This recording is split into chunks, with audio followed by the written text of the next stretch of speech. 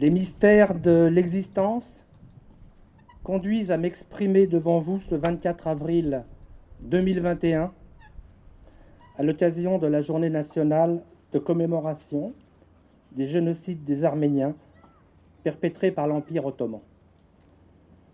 Au nom de l'association Agro-Arménie du Pays Basque, que j'ai l'honneur de représenter, je tiens à remercier Madame le maire Maïder Arostedi et son conseil municipal pour le soutien indéfectible à notre cause mémorielle. Je souhaite la bienvenue à Monsieur le sous-préfet Philippe Lemoyne-sur-Zur, qui nous honore de sa présence. C'est toujours un grand plaisir de voir le sénateur Max Brisson, notre cher député Vincent Bru, si engagé dans nos combats, et les maires des communes voisines. Cette association a été créée donc il y a une quinzaine d'années, suite à l'année de l'Arménie en France, en 2006. Et l'idée était de faire parler de la culture arménienne à quelques familles arméniennes de la région, elles sont très peu nombreuses, et surtout de faire parler de l'Arménie au pays, parce que l'Arménie est un sujet très peu connu par le peuple français, sachant que c'est quand même l'Arménie a quand même 600 000 habitants, 600 000 personnes depuis les origines, depuis le génocide. Et donc, ça a été connu par quelques personnalités comme Aznavour, Verneuil, mais je dirais assez peu sur le plan de ce que représente la culture arménienne, sa religion, sa philosophie, sa manière de vivre, etc. Donc c'est ça qu'on essaie de faire connaître à la communauté française, tout en étant évidemment français par nous-mêmes. Je suis comme nombre d'Arméniens en France, enfantés par des parents déportés de l'amère patrie ancestrale. Les miens venaient d'un village près d'Angara, dont les traditions de culture, de langue, de mœurs ont provoqué à leur arrivée un choc, amplifié par le ressenti honteux du bannissement, mais adouci par le côtoiement de nombreux autres Arméniens retrouvés. Ils n'ont plus rien. Ils recréent une vie, une pauvre vie. Ils remercient, et plus, ils vénèrent le pays qui les accueille, d'autant que selon la formule ténébreuse et indéfinie inscrite sur leur passeport, ils ne peuvent retourner. Une sinistre cohorte fait son apparition. Les apatrides. Comme beaucoup d'autres, ils ne reverront jamais leur village. Stanoz, fort de 7000 habitants, dont il ne reste maison ni église. Seuls les restes du cimetière sont toujours frénétiquement profanés à la recherche des trésors des Arméniens qui, bizarrement, n'ont jamais vécu là. Il faut dire qu'ils ne représentaient que 90% de la population. Jeune enfant, je suis à l'état civil, fils de réfugiés apatrides, qui apprend à chanter « Allons enfants de la patrie ». J'appris seul la langue française et je fais mienne la phrase d'Albert Camus. Ma patrie, c'est la langue française. J'aime la France, sa culture, son histoire, sa cuisine en concurrence chauvine avec la cuisine arménienne. À l'âge de 15 ans, je deviens officiellement français par naturalisation, dont je ne résiste pas à vous donner la définition inscrite sur le Larousse. Acclimatation dans un lieu éloigné de la région d'origine, consécutive à une introduction volontaire ou accidentelle. Cette évocation peut paraître personnelle. Elle évoque la souffrance commune de nombreux parcours similaires. Elle souhaite faire résonner chaque conscience individuelle avec notre modeste destin collectif qui se cristallise ici, par hasard, au Pays Basque. En 2012, je rejoins l'association culturelle Agro-Arménie, créée en 2006 par quelques pionniers dont Lucie, fiers de leur mission, faire émerger le continent enfoui de nos traditions, de notre culture trimillénaire, de notre histoire toujours douloureuse, et aussi nous faire mieux connaître de nos compatriotes, nous les enfants et petits-enfants oubliés d'un génocide ignoré et toujours dénié par ses auteurs.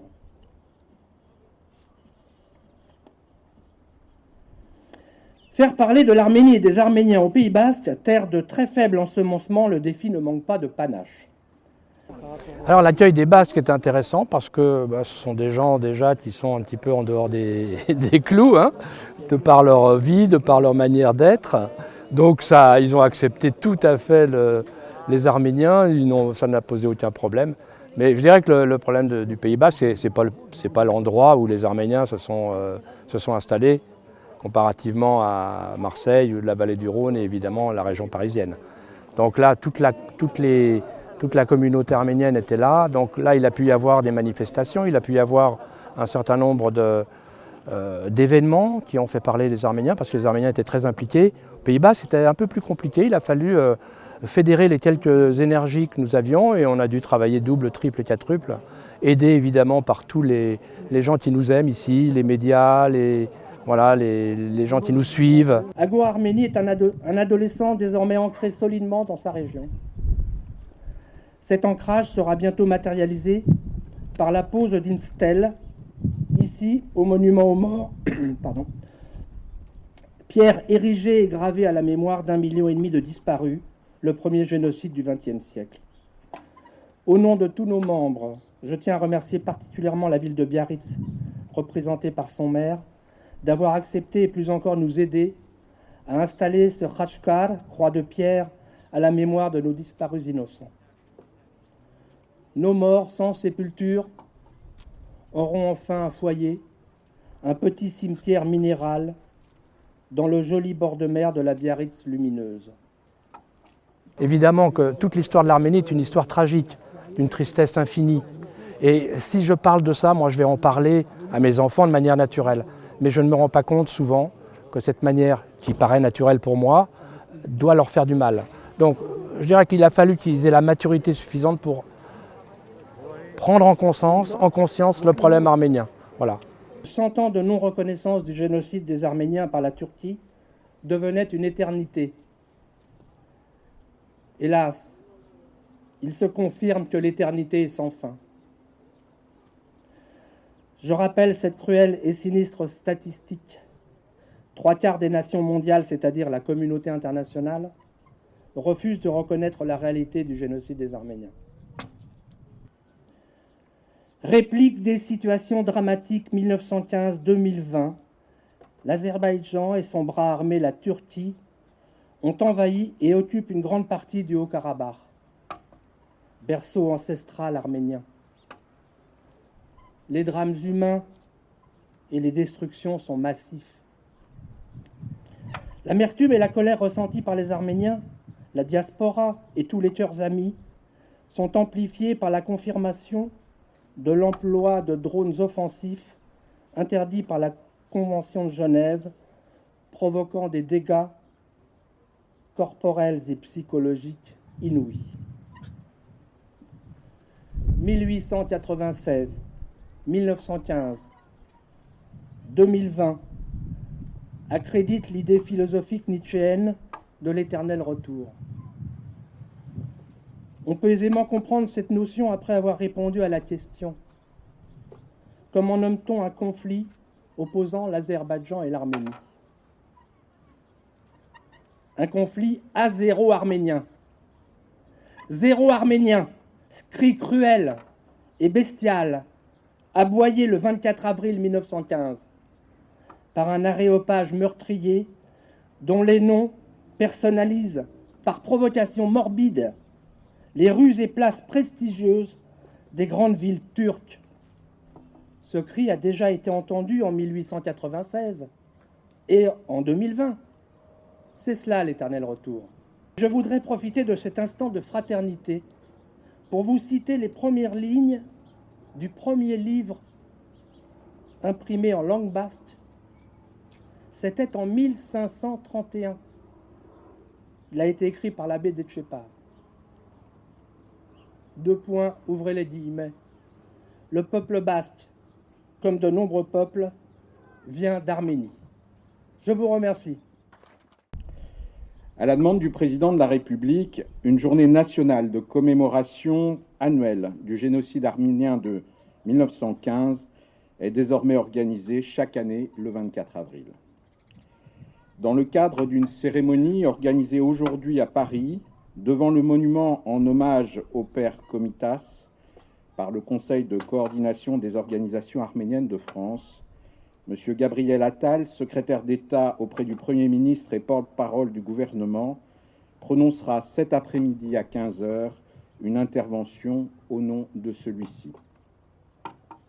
En parallèle, M. Jean-Baptiste Lemoyne, secrétaire d'État auprès du ministre de l'Europe et des Affaires étrangères, chargé du tourisme, des Français de l'étranger et de la francophonie, représentera M. le Président de la République aux cérémonies organisées à Erevan par les autorités arméniennes. Je vous donne lecture des principaux extraits du message qui sera délivré par la France à Erevan aujourd'hui. L'Arménie expire, mais elle renaîtra. Le peu de sang qui lui reste est un sang précieux dont sortira une postérité héroïque. Un peuple qui ne veut pas mourir ne meurt pas. Ces mots d'Anatole France, que les jeunes Arméniens connaissent ne serait-ce que parce qu'il a donné son nom au lycée français d'Erevan, résonnent aujourd'hui avec un écho particulier.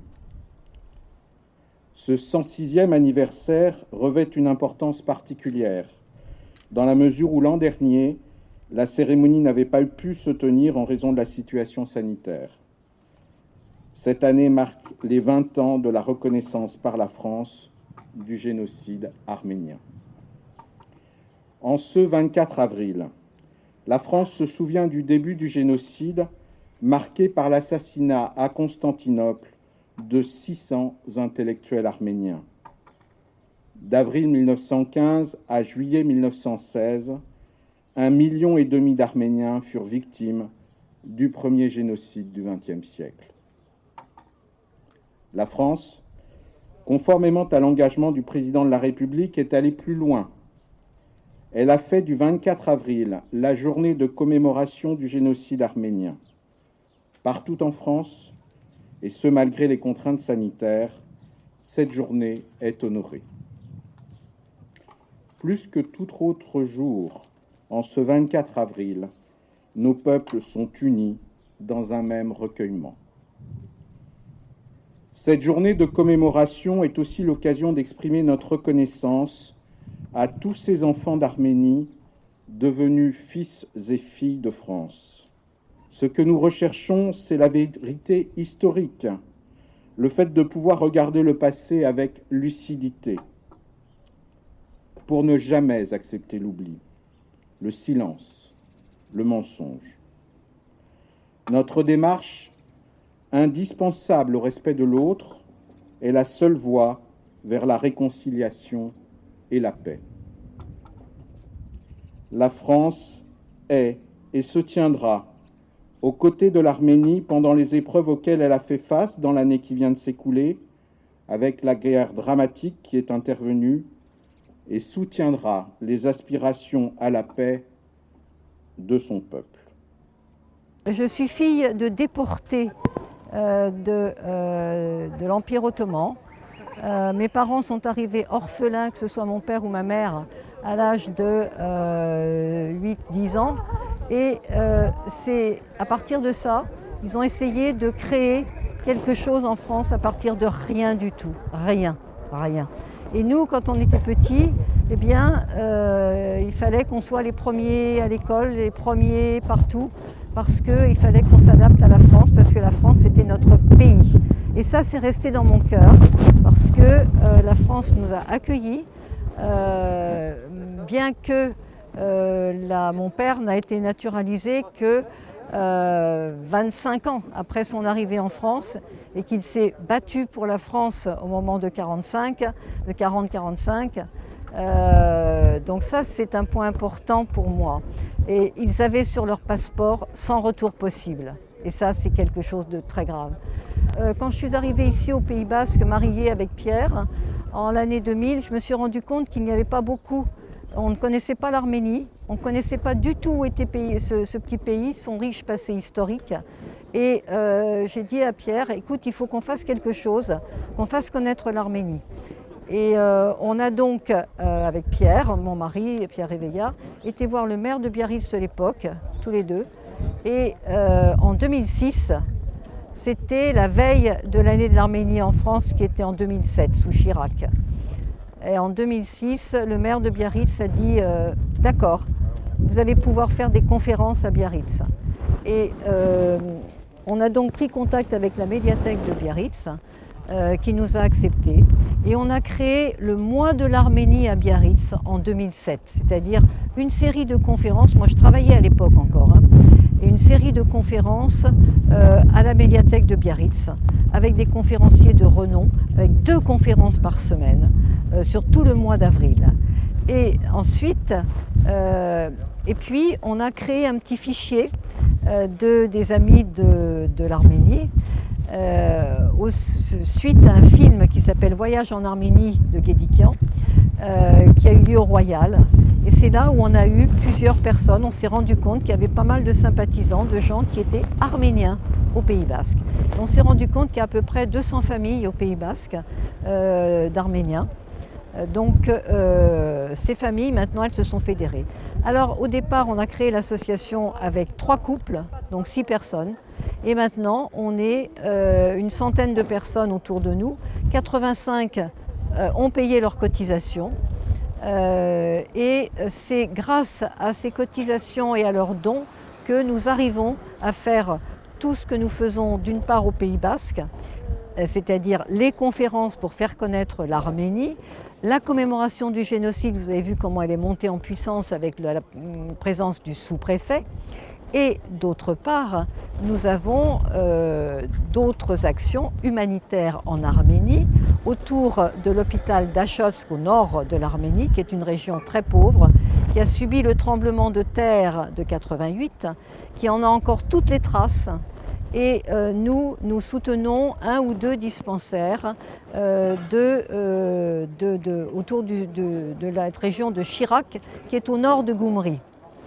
Bien sûr, je vais oublier beaucoup de choses dans ce que je vous dis, mais on a autour de nous toute une équipe maintenant de personnes qui sont bénévoles, qui nous aident et à faire ce travail d'information de la culture arménienne, parce que cette culture arménienne, elle est riche d'un passé historique très très fort autour de la chrétienté arménienne, qui est toujours la même, elle n'a pas changé cette chrétienté, et cette identité arménienne, c'est la religion, c'est l'alphabet arménien qui est tout à fait particulier, et bien sûr cette culture arménienne qui nous est notre ciment. Alors cette culture arménienne, c'est aussi son architecture et son patrimoine architectural. Et on parle actuellement effectivement de notre peur de voir ce patrimoine architectural détruit en Karabakh, en Artsakh, parce que les Azéris sont des fourbes qui vont essayer de enlever toute trace des Arméniens, comme ils l'ont fait au Nakhitchevan lorsqu'ils ont labouré le cimetière de la Djoulfa. Il faut voir ce cimetière comme il était beau, avec des khachkars du 7e siècle, qui ont disparu, cassés. Et ça, c'est quelque chose, même les Iraniens qui ont vu ça de leurs frontières, de leur mirador, étaient choqués. Donc le point important actuellement, ma sensibilité, c'est l'Arménie et c'est le Karabakh. Et il faut absolument que ce petit pays retienne effectivement sa force. Et la résilience, c'est un bien grand mot, mais ça correspond bien aux Arméniens. Ils sont tombés sans trop savoir pourquoi. Hommes, femmes, enfants, qui ne voulaient que vivre, avec des gestes lourds comme des hommes libres, mutilés, massacrés, les yeux ouverts d'effroi. Ils sont tombés en invoquant leur Dieu au seuil de leur église ou le pas de la porte, en troupeaux du désert, titubant en cohorte, terrassés par la soif, la faim, le fer, le feu. Nul n'éleva la voix dans un monde euphorique, tandis que croupissait un peuple dans son sang. L'Europe découvrait le jazz et sa musique. Les plaintes de trompettes couvraient les cris d'enfants. Ils sont tombés en croyant ingénus que leurs enfants pourraient continuer leur enfance, qu'un jour ils fouleraient des terres d'espérance dans des pays couverts d'hommes aux mains tendues. Moi, je suis de ce peuple qui dort sans sépulture, qui a choisi de mourir sans abdiquer sa foi, qui n'a jamais baissé la tête sous l'injure, qui survit malgré tout et qui ne se plaint pas. Ils sont tombés pour entrer dans la nuit éternelle des temps au bout de leur courage. La mort les a frappés sans demander leur âge, puisqu'ils étaient fautifs d'être enfants d'Arménie.